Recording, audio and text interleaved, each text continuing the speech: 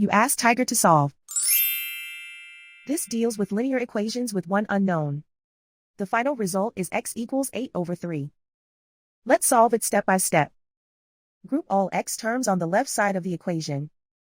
Subtract 2x from both sides. Group like terms. Simplify the arithmetic. Group like terms.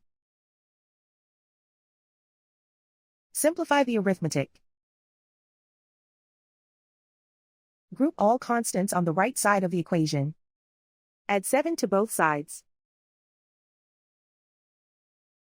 Simplify the arithmetic.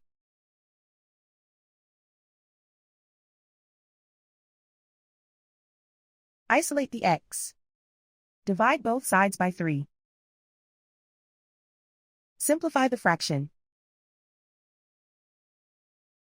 And so the final result is x equals 8/3.